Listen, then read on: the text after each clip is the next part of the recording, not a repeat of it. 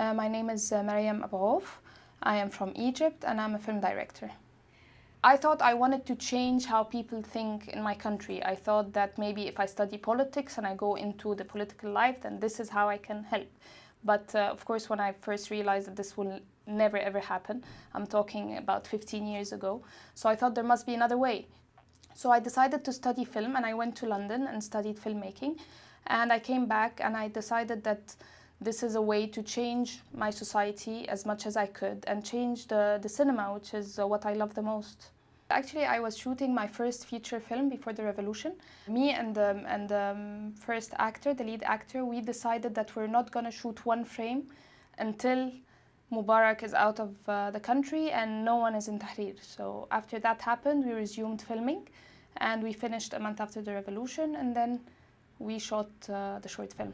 It's about one special day, which is 2nd of February. That's why it's called #Tahrir 22, which is 2nd of February.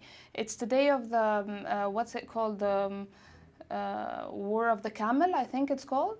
Thugs have been sent by pro-regime people to kill demonstrators. We consider them just bad people, full stop. We look at them as black and white, but I thought there's a bit of gray in there, like they too are victims of the regime.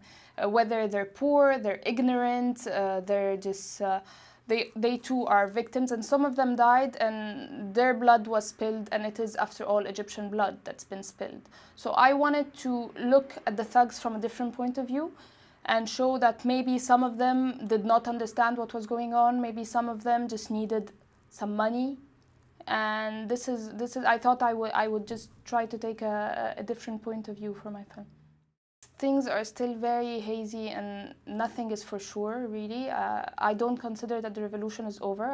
I think it's still going on. Film and filmmakers have a responsibility towards the country to make movies that matter. And because the past few years, maybe the past 2 decades, Egyptian films have been extremely superficial, extremely commercial. There were nothing to think about. Like, you watch a movie basically to stop thinking about what's going on around you.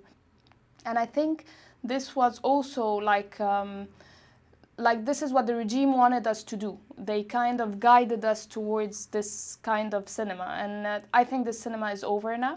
I think there's a new generation of filmmakers that are much more intellectual. They have something to say, and they have the tools to say it in a different way. So I think it's definitely a new era for Egyptian cinema.